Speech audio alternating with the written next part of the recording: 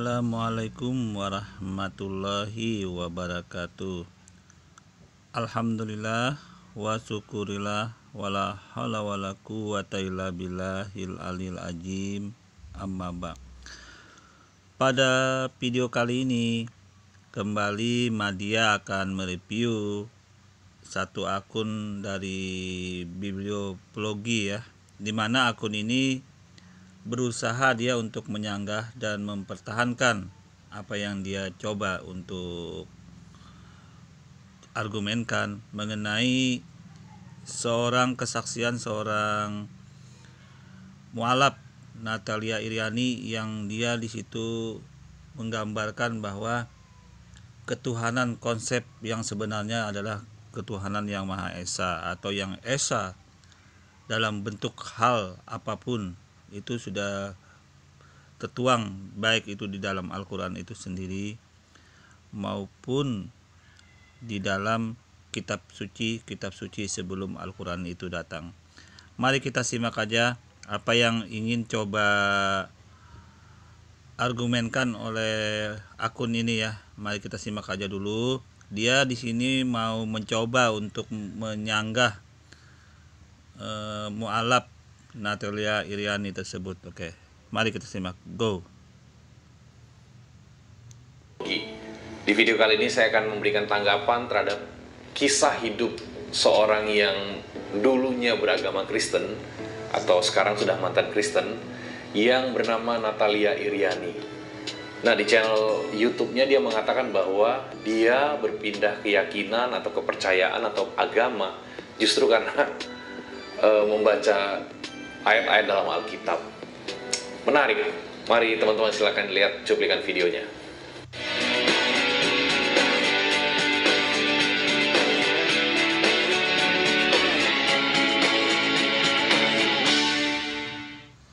Oke, mari kita simak bersama-sama ya.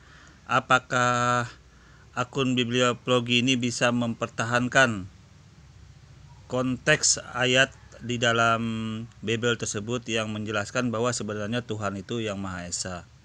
Apakah dari akun ini bisa menjawab dan mempertahankan apa yang dia coba argumenkan di video ini? Mari kita simak aja. Kita lanjut nonton videonya. Jangan lupa untuk klik subscribe dan aktifkan tanda loncengnya supaya setiap kali channel ini update video-video terbaru, kamu bisa terus mengikutinya. Saya ingin mengutip beberapa ayat yang membuat saya berpikir, Yesus itu Tuhan apa utusan? Ini yang pertama saya lihat di Markus pasal 12 ayat 29. Jadi gini ya, hukum yang terutama ialah, dengarlah hai orang Israel, Tuhan Allah kita, Tuhan itu Esa. Di sini Yesus berkata Tuhan Allah kita. Artinya Allah Tuhan kita. Kita ya termasuk yang mengucapkan, yaitu Yesus. Dan Tuhan itu Esa. Markus 12 ayat 29 juga dikuatkan tentang keesahan Tuhan di Ulangan 4 ayat 35 yang berbunyi, engkau diberi melihatnya untuk mengetahui bahwa Tuhanlah Allah, tidak ada yang lain kecuali Dia. Jadi nggak ada yang lain kecuali Allah. Udah simple, jangan dipersulit. Bila Alkitab bilang Tuhan itu Esa, berarti Tuhan itu Esa. Percaya itu, karena itu firman. Bila Alkitab bilang tiada Tuhan kecuali Dia, berarti memang tiada Tuhan kecuali Dia. Percaya itu, simpel aja. Kita nggak perlu jadi ahli teologi, enggak. Ini kitab bisa untuk semua orang. Semua orang bisa pahami. Mungkin teman-teman itu ada yang berkata, ya Natalia nggak ikut katekisasi ya. Natalia nggak lulus katekisasi, makanya nggak ngerti tentang Trinitas. Nah teman-teman, itu dia tadi cuplikan videonya. Yang pertama lagi. Nah, di sini saya hanya menambahkan dulu. Di sini akun Biblioplogi Logi ini mencoba untuk menjawab dari video dari seorang yang mualaf yang sudah berpindah masuk Islam.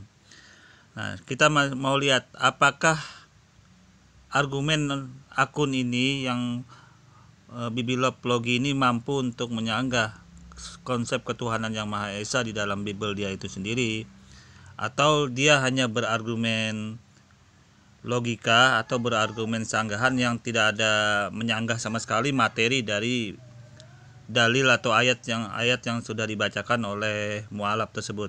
Mari kita simak apakah ada kalimat atau kata-kata yang dia mencoba untuk setidaknya menjawab ayat-ayat yang sudah dibacakan, yang disampaikan oleh mualaf tersebut gitu loh. Nah, kita mau lihat dulu nih sebenarnya orang ini apakah hanya berargumen kosong doang, atau dia bisa menjawab dengan membahas materi dari ayat-ayat yang sudah disampaikan oleh mualaf Natalia Iriani tersebut gitu loh.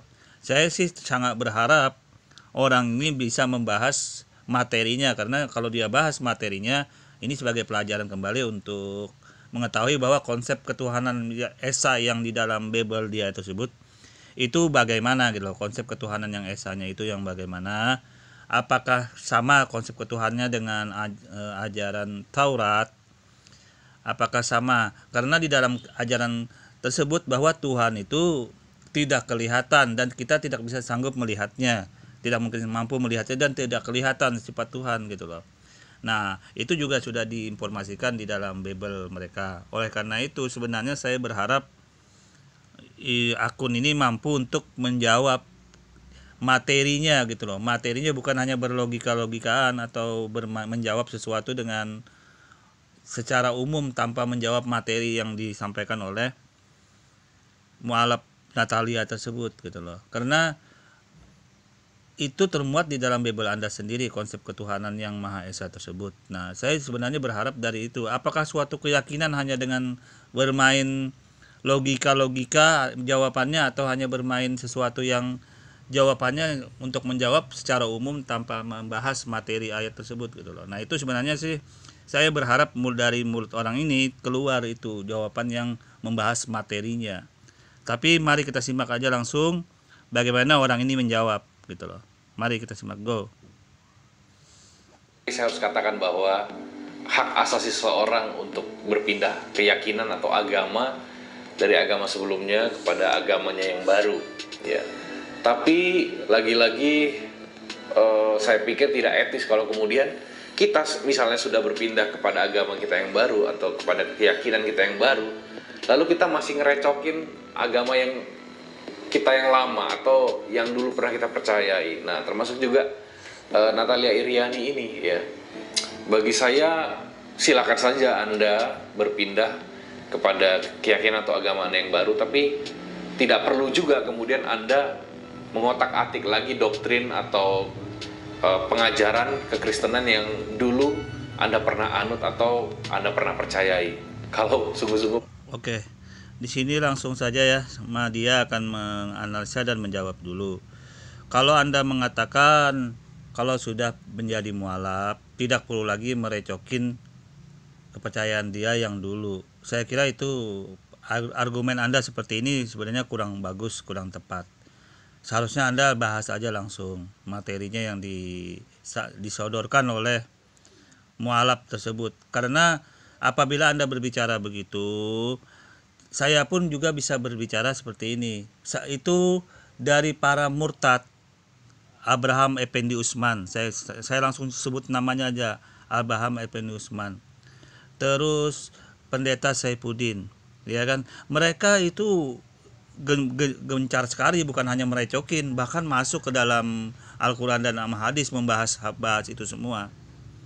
Mereka silahkan Anda lihat itu yang baru murtad itu siapa namanya, Abraham Effendi Usman. Silakan Anda cek video-videonya. Dan di video saya ini puluhan video sudah saya menjawab, mengcounter apa yang serangan dia yang masuk ke dalam ajaran Islam itu sendiri. Karena dia bukan hanya merecokin Al-Quran dan Hadis, tetapi memutar-mutar ayat di dalam itu gitu loh. Jadi kalau Anda berkata seperti ini, Open Bible, sangat tidak tepat. Mending Anda bahas materinya langsung Anda sanggah, dan itu sebagai pelajaran kepada orang-orang sebenarnya bagaimana sih ajaran yang sebenarnya itu dalam konsep ketuhanan itu gitu loh. Ini kan membuat sesuatu yang saya nilai cukup menarik kalau Anda bisa membahas materinya, bukan hanya membuat argumen-argumen yang sifatnya umum, yang ujung-ujungnya hanya membuli, ya membuat menggiring opini yang bla bla bla gitu. Itu kan sesuatu sanggahan yang sebenarnya itu menandakan kemampuan Anda tidak bisa membahas ini sebenarnya. Menandakan Anda tidak mampu untuk membahas materinya. Itu kalau saya nilai, karena Anda berbicara hanya sifatnya umum, ujung-ujungnya kan penggiringan opini. Mari saya dengar dulu penggiringan opini Anda. Oke? Ya. Nah, di sini setelah sekilas saya melihat cuplikan video dari Natalia Iriani, bagi saya cara pandangnya ini sebenarnya adalah cara pandang yang sangat-sangat sempit, karena bagi saya dia ini penganut cocokologi ya.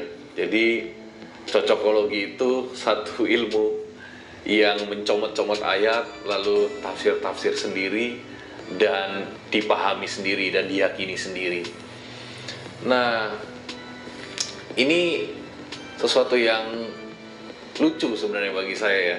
Kok bisa hanya dengan membaca ayat-ayat ini lalu kemudian tanpa dukungan pemahaman yang komprehensif, tanpa dukungan pemahaman yang objektif, lalu kemudian menyatakan bahwa wah, berarti di sini Yesus mengatakan dirinya menyembah Tuhan juga. Kenapa? Karena dia mengutip salah satu ayat di dalam Markus 12 ayat 29 yang Oke. Di sini saya hanya langsung menjawab dulu ya argumen Anda. Saya kira informasi Yesus atau Nabi Isa itu bukan Tuhan, itu informasinya sangat banyak sekali di dalam Bible Anda. Sebenarnya sih saya berharap Anda ini membahas materi informasi dari Bible Anda sendiri yang menyatakan sebenarnya Yesus itu bukan Tuhan gitu loh. Anda sanggah ini yang seperti Markus 12 ayat 29 itu gitu loh. Nah, bagaimana Anda menyanggah ini, menjawab ini, kok bisa sampai di Markus 12 itu terjadi ada itu, bagaimana membahasnya ini gitu loh. Itu sebenarnya Anda harus jawab yang seperti itu. Di Matius 4 itu menggambarkan ketuhanan yang Maha Esa itu terjadi juga gitu loh. Dalam Yesus perintahkan hanya sembah Allah yang Maha Esa. Nah, itu bagaimana Anda bisa menjawab? Sangat banyak sekali ayat yang menggambarkan Tuhan itu sifatnya Esa. Anda silakan lihat ini 1 Raja-Raja 8. Ini menggambarkan juga konsep ketuhanan yang Maha Esa. Nah, silakan Anda baca nih ayatnya, saya tampilkan juga nih postingannya. Nah, ini. Nah, Anda bisa lihat ulangan ayat 4, ulangan 4. Konsep ketuhanan juga di sini, sembahlah Allah yang Esa. Di ulangan 4. Bagaimana Anda bisa bantah seperti ini gitu loh. Saya sebenarnya mau keluar jawaban Anda membantah hal yang begini dalam konsep. Ini bukan hanya 1-2 ayat di dalam Bible Anda. Silakan Anda cek ulangan 6. Nah, sembahlah Allah hanya yang Esa. Ini anunya, nah coba lihat. Silahkan Anda buka. Nah nih, silahkan Anda buka nih. Coba lihat. Nah, konsep-konsep ulangan 6 ayat 4. Dengarlah hai orang Israel, Tuhan Allah itu Tuhan yang Maha Esa. Ya, diulang. Jadi informasi Bible dalam kitab Anda sendiri menjelaskan bahwa Tuhan itu Maha Esa gitu loh. Nah, coba lihat. Di Lukas 4 ayat 38. Ya. Itu juga menggambarkan konsep ketuhanan yang Maha Esa. Nah, sebenarnya sih saya berharap Open Bibliology ini membantah yang seperti ini biar suatu pengajaran juga buat saya, informasi keilmuan. Nah, di Matius 15 ayat 24. Bagaimana menjawabnya nih?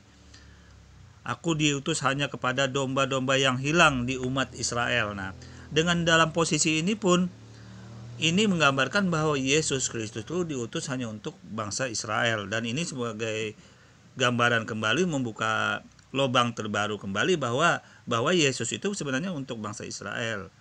Bagaimana Anda bisa menjawab seperti ini gitu loh. Sebenarnya saya maunya berharap Open Bibliology ini menjawab seperti ini. Nah, ini coba lihat. Yohanes 12. Bapa yang mengutus aku dialah. Nah, coba lihat. Yesus Kristus yang telah engkau utus. Nah, ini Anda bisa cek Yohanes 17. Ini menggambarkan bahwa Yesus itu sebagai utusan, bukan berarti dia orang yang dituju akhir. Sebagai utusan berarti ada yang mengutus. Nah, ini informasinya di dalam Bible Anda sendiri ini semua. Nah, coba. Yohanes 1 Yohanes 5 7 sampai 8 mengakui. Nah, coba lihat ya. Nah, ini juga Yohanes 1 ayat 1 sampai 14. Jadi informasi ini bukan hanya satu di dalamnya, tapi menggambarkan bagaimana Anda untuk mempertahankan ini di dalamnya. Nah, oke, kita lanjut dulu argumen Anda ini ya. Oke. Bahwa jawab Yesus, hukum yang terutama ialah, dengarlah hai orang Israel, Tuhan Allah kita, Tuhan itu esa. Nah, ini kan lemah sekali argumentasinya sebenarnya. Dan saya pikir Natalia Iriani itu tidak mempelajari bagaimana konteks budaya Yahudi, bagaimana cara mereka beragama, bagaimana cara mereka menyembah Tuhan, bagaimana cara mereka kemudian memandang Yahweh yang mereka kemudian tidak ucap, mereka hanya menggunakan sebutan Adonai dan lain sebagainya. Jadi sebenarnya menafsir teks ini cukup kompleks gitu. Oke. Nah, di sini kembali akun ini menjelaskan bagaimana sifat dan karakteristik bangsa Yahudi. Di sini saya sebenarnya bingung aja sama orang ini. Di satu sisi mereka orang-orang agama dia itu sendiri mengidolakan bangsa Yahudi yang hebat, yang canggih, yang bagaimana bla bla bla bla. Kemudian dalam posisi ini begitu ada ayat yang menjelaskan bahwa dengarlah wahai bangsa Yahudi bahwa Allah itu Esa, itu kemudian orang akun ini menjelaskan bahwa sifat bangsa Yahudi itu ya arahnya negatif gitu loh, ke negatif sekali. Padahal apa yang dimunculkan atau yang dihadirkan dalam ajaran dia itu berasal dari bangsa Yahudi. Karena Yesus atau Isa Al-Masih itu meneruskan kitab Taurat. Itu sudah dijelaskan dalam Yohanes 1, Yohanes 5 kalau salah itu ayat 17 sampai 19. Itu dia meneruskan ajaran Taurat, kitab Perjanjian Lama. Nah, di situ sudah sangat jelas bahwa bangsa Yahudi mereka menyembah Tuhan yang Maha Esa. Buktinya apa? Buktinya sampai sekarang mereka dengan Tuhan yang mereka sering sebut itu Hasem, itu Tuhannya sama sifatnya dengan tauhid dalam Islam. Ajaran Hasem dari bangsa Yahudi sampai sekarang Tuhannya itu sama sifatnya yaitu tauhid. Hanya saja namanya mereka panggil Hasem, sedangkan dalam Islam itu Allah Subhanahu wa taala. Makanya jangan heran kalau dalam ajaran Islam tidak mempermasalahkan, tidak ada saling berdebat, tidak ada saling berseberangan atau bersebelahan atau bertikai masalah konsep ketuhanan dengan bangsa Yahudi sampai saat ini. Orang Islam tidak ada konsep Tuhannya itu sampai saling berbeda dengan bangsa Yahudi yang mereka sebut apa yang dinamakan dengan Hasem. Jadi konsep ketuhanannya itu tauhid, Tuhan yang Maha Esa, dan ini terbukti sampai sekarang. Silahkan Anda cek sendiri ke Yahudi, ke bangsa Israel, ini terbukti. Nah, dan nama pun di dalam bangsa Yahudi itu bukan Yahweh, tapi mereka memanggil YHWH karena memang bangsa Yahudi tidak mengenal huruf vokal. Jadi YHWH itu kita baca aja langsung YHWH, tidak bisa kita gambarkan ditambahi Yahweh segala macam. Itu muncul di luar jalur konteks keyakinan bangsa Yahudi kalau ada namanya Yahweh, tapi yang benar adalah YHWH. Nah, konsep ketuhanan yang seperti ini sebenarnya sudah satu jalur dengan nenek moyangnya yaitu Abraham atau Ibrahim. Jadi Ibrahim itu agama yang hanif, yang lurus. Itu konsep Tuhannya tauhid, sama turun kepada Nabi Musa. Konsep Tuhannya tauhid yang Maha Esa. Turun kepada Nabi Isa atau Yesus, konsep Tuhannya pun tauhid yang Maha Esa. Buktinya apa? Buktinya hampir puluhan ayat di dalam Injil, di dalam kitab Taurat, itu semua menggambarkan Tuhan itu yang Maha Esa. Dan Yesus atau Nabi Isa pun itu digambarkan di dalam Bible Anda sendiri itu sebagai utusan.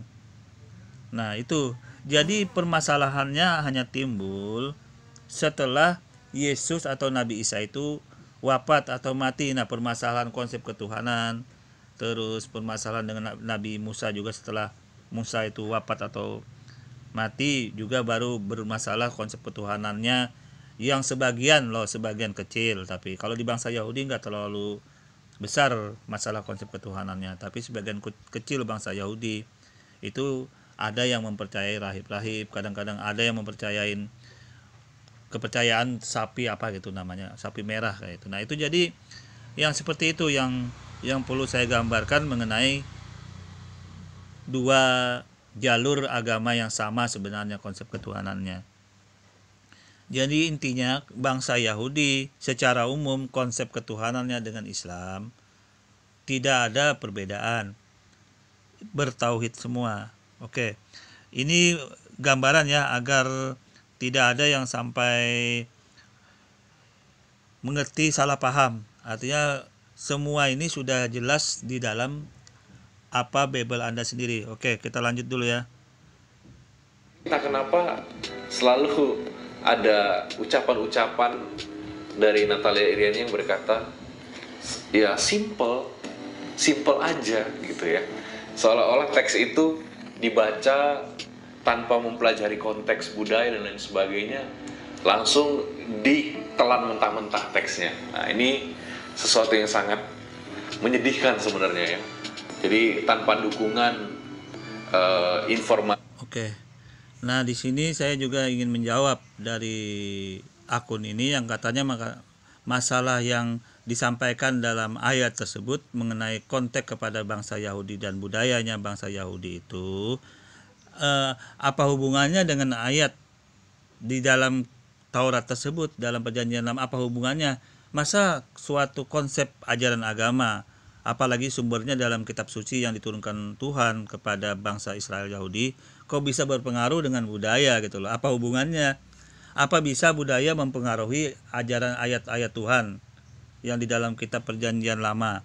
Apa bisa berubah begitu konsep ketuhanannya yang Maha Esa itu karena budaya bangsa Yahudi itu yang Anda sampaikan ini berbeda, maka ayat-ayat yang Tuhan sampaikan dalam kitab-kitab suci sebelum Injil itu berbeda juga gitu loh. Apa seperti itu cara memahaminya?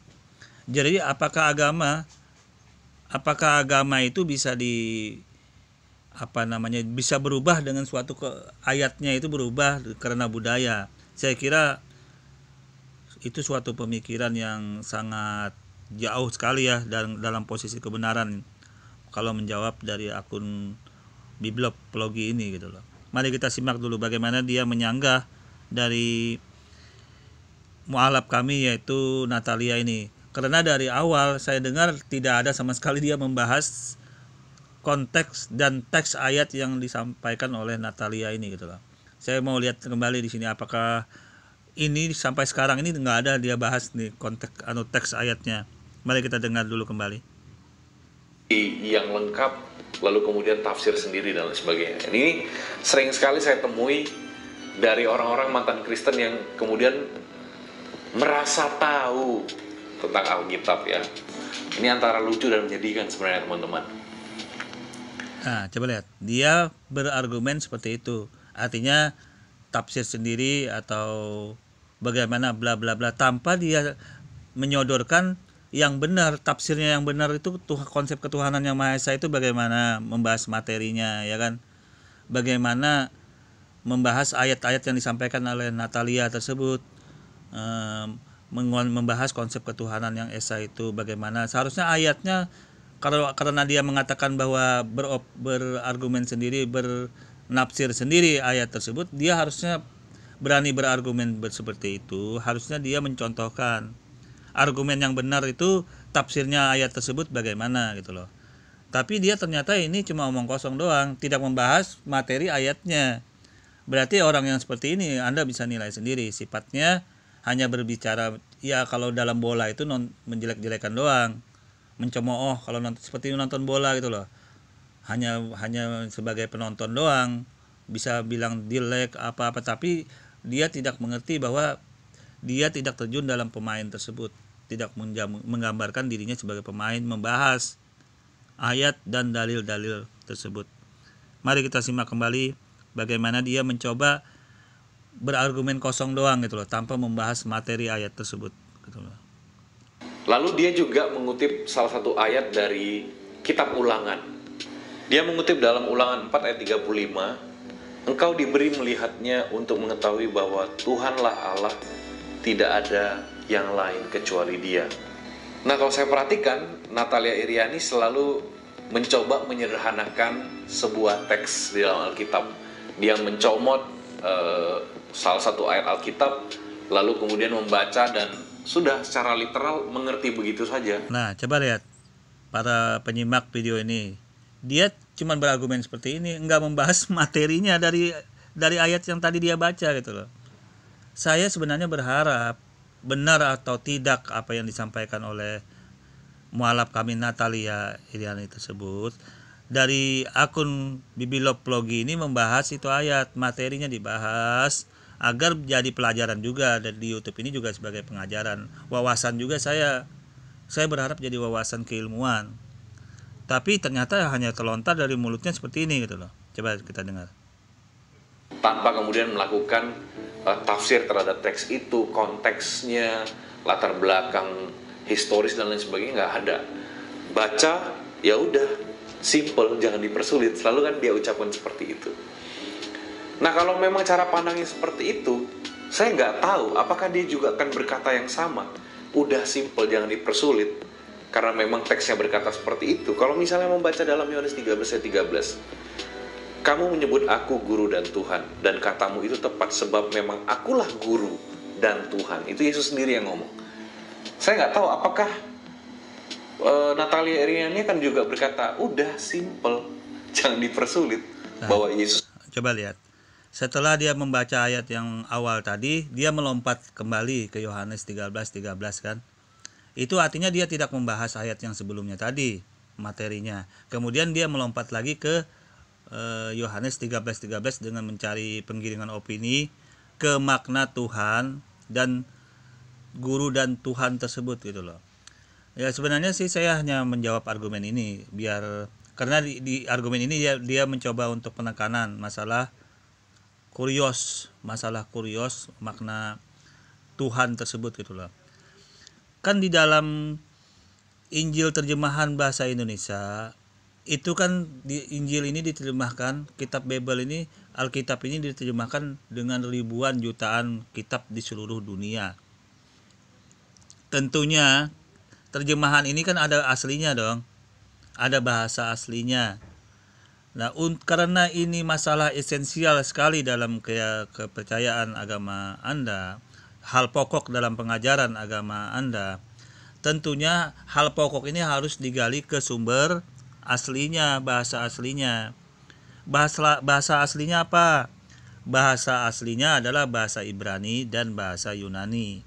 Nah, tentunya harus merujuk, karena ini sangat esensial sekali, sangat pokok sekali dalam konsep ketuhanan, dan yang seharusnya teks original ayat ini juga harus didalami, karena ini hal pokok di dalam suatu ajaran. Makna Tuhan itu harus digali dulu, makna Tuhan yang esensial di sini, karena di ayat inilah yang sangat esensial sekali di dalam kitab yang sudah puluhan ayat atau bahkan lebih puluhan ayat menggambarkan Tuhan itu Esa. Dan hanya satu ayat ini yang menggambarkan bahwa adanya Tuhan dalam konsep Trinitas atau Tuhan Yesus itu. Nah, karena ini sangat esensial, maka itu harus dikembalikan ke teks asal, ke teks aslinya. teks original aslinya itu dalam bahasa Ibrani dan Yunani. Nah, setelah kita cek, ternyata makna kurios ini itu mengandung dua makna. Ada makna Tuhan, ada makna Tuan. Nah, ada dua makna. Nah, silahkan bagi yang keimanannya sampai terpatri ke sini, maksudnya keimanannya kan ini kan hal pokok dalam keimanan Anda. Karena maknanya ada dua loh ini, makna Tuhan dan makna Tuan. Masa suatu ajaran agama Anda hanya gadaikan sesuatu yang makna dengan dua ini? Kebenarannya memang ada benar bisa terjadi makna Tuhan, bisa juga makna Tuan. Nah, itulah digali ke teks bahasa aslinya agar tidak salah keimanan, agar tidak salah keyakinan. Digalilah makna kurios tersebut. Nah, itu kepentingan Anda. Itu hak Anda menggali itu. Karena kami cuma hanya menjelaskan makna kurios itu terbagi dua. Ada makna Tuhan, ada makna Tuhan. Jadi terjemahan teks dalam bahasa Indonesia itu dimaknai Tuhan. Sebenarnya makna kurios dalam bahasa Yunani itu ada dua macam maknanya, Tuhan dan makna Tuhan. Apabila bahasa Yunani dikorelasikan lagi ke atas bahasa Ibrani, nah itu hak Anda sudah mempelajari itu, hak Anda untuk menggali itu.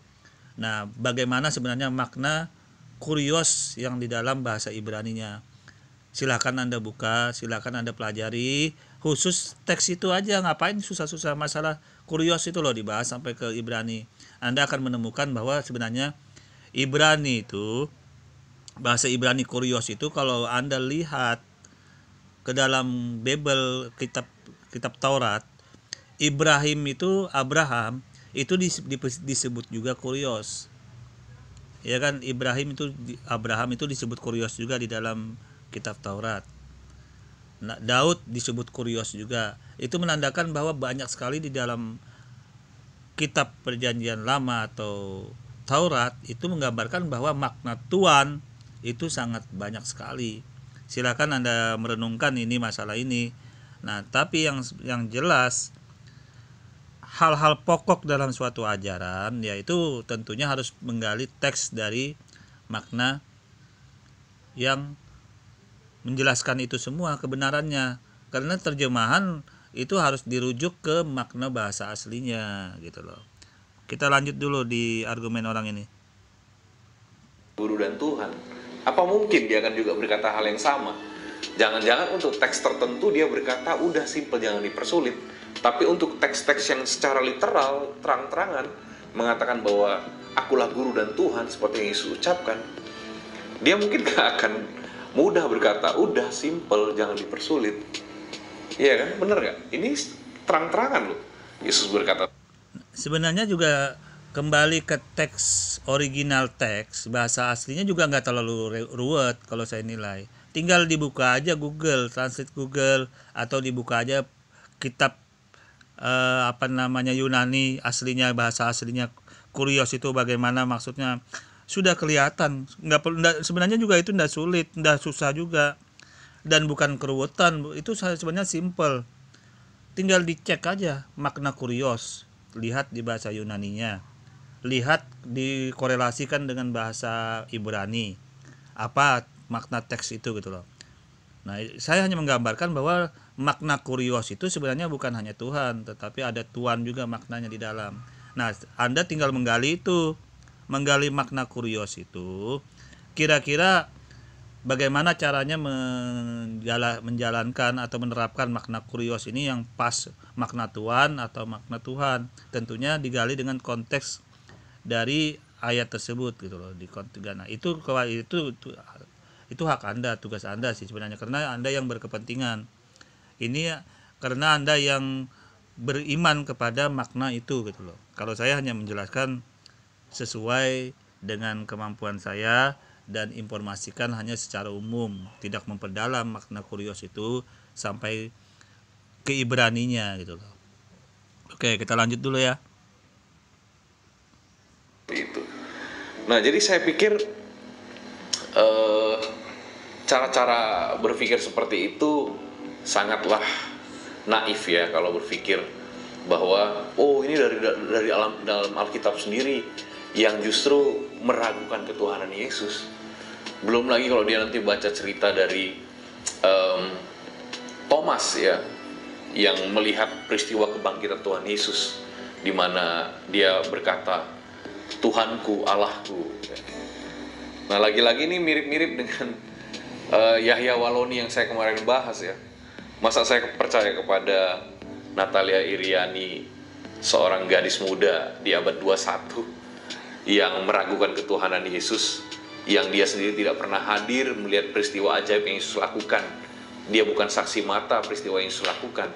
Dia hanyalah seorang gadis muda di abad 21 yang tidak membaca Alkitab dengan komprehensif, dengan objektif, lalu kemudian hanya mengutip-ngutip dan melakukan cocokologi dan comotologi ayat ya, lalu kemudian tafsir sendiri tanpa bantuan ilmu yang memadai, lalu kemudian menuduh ya, Alkitab dan lain sebagainya. Jadi sekali lagi,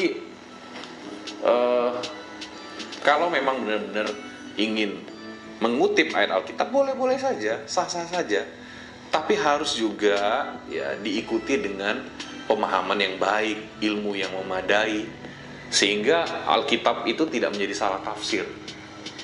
Udah sih. Sebenarnya sih omongan ini sangat bagus, bermutu sih omongan ini secara umum. Tetapi kan yang dikehendaki dalam posisi ini, karena Anda sudah membuat argumen tentang video Natali yang mengutip ayat-ayat di dalam Bible Anda harus bahas sebenarnya materinya. Orang nggak terlalu fokus, nggak terlalu mementingkan masalah secara umum. Itu semua orang bisa berbicara seperti itu. Yang kita harapkan ini materi bahasan dari ayat-ayat yang menjadi dasar untuk mengutip bahwa keimanan atau keyakinan seseorang itu bisa berubah. Itu kok bisa terjadi seperti itu, kenapa, itu masalahnya. Nah, itu harus Anda gali, Anda jawab. Tapi dalam posisi ini saya lihat dari awal sampai ini video mau habis, Anda cuma berargumen umum, sifatnya umum dengan pengiringan opini. Ya kalau saya nilai semua orang itu bisa berargumen seperti itu. Kalau saya nilai semua orang bisa, tinggal mempoles aja omongan-omongan yang seperti itu bisa. Yang saya harapkan sebenarnya dalam Anda ini Open Bibilog, Anda membahas materinya. Karena materi ini sangat esensial sekali. Suatu keyakinan bisa dipertanggungjawabkan, keyakinan ini apa tidak, itu dari bahasan Anda sebenarnya. Tapi karena Anda tidak membahas materinya, ya saya nilai Anda menyikapi argumen dengan mualaf dis Natalia Iriani, saya anggap kosong. Anda tidak membantah dalilnya. Itu artinya skor. Kalau saya nilai Anda nggak bisa menjawab sama sekali. Ya artinya tetap jalan konsep ketuhanan yang ditawarkan dalam Bible ayat tersebut, yang Tuhan yang Maha Esa yang Iriani sampaikan dalam kesaksian dan ceramah beliau sudah terjawab bahwa tidak dibantah oleh Anda. Anda hanya berargumen kosong dalam hal ini kalau saya nilai. Oke ya, saya lanjut. Jangan dipersulit.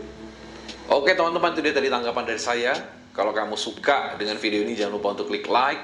Kalau ada tanggapan atau pertanyaan, silakan tinggalkan di kolom komentar di bawah. Dan jangan lupa untuk subscribe channel ini. Oke, kalau di sini Madia akan menggarisbawahi dulu ya apa yang disampaikan oleh akun Bibilog blog ini.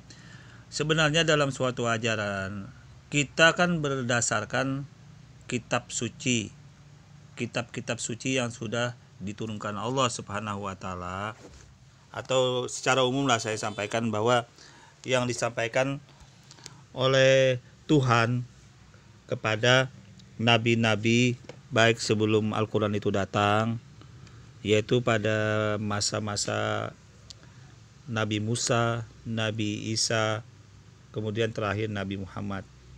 Nah, informasi kebenaran suatu ajaran itu berdasarkan kitab suci yang Allah Subhanahu wa taala atau Tuhan secara umum itu turunkan. Jadi informasi kebenaran itu tidak cukup dengan hanya bermain logika, hanya dengan jawaban ngeles. Tentunya suatu kebenaran itu harus digali dari kitab suci.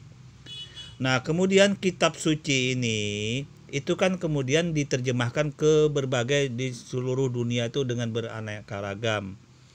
Tentunya teks kitab suci yang asli, yang bahasa aslinya itu ada kalimat-kalimat teks bahasa-bahasa itu yang apabila diterjemahkan kepada bahasa masing-masing itu pasti ada pembiasan. Pasti ada pembiasan. Ini cuma nilai persennya berapa persen dalam suatu bahasa yang terjemahan ini. Nah, kemudian untuk menggali, karena ini dalam konsep kebenaran, konsep keyakinan yang sangat esensial, tentunya kita harus merujuk ke bahasa aslinya kitab tersebut. Nah, di sini kita harus merujuk ke bahasa awal dari kitab-kitab yang diturunkan dari kitab Nabi Musa, yaitu Taurat, berarti bahasa Ibrani. Nah, kemudian karena diterjemahkan juga ke dalam bahasa Yunani pada masa itu karena Israel Yahudi dijajah oleh bangsa Romawi, maka diterjemahkan ke bahasa Yunani juga kitab Injil tersebut. Nah, dua bahasa ini saya kira cukup untuk menjelaskan makna dari teks-teks ayat yang terpendam yang tersebar di dalam Bible terjemahan. Nah, ini sebagai renungan aja, sebagai renungan kepada siapapun yang mendengar, bahwa kita tidak cukup hanya percaya kepada teks-teks terjemahan kalau hal itu esensial sekali, hal pokok dalam suatu ajaran. Melihat teks aslinya bahasa-bahasa itu sekarang nggak susah lagi, tinggal dibuka Google, tinggal dibuka translate bahasa Yunani, bahasa Ibrani, itu sangat mudah sekarang, tidak seperti dulu.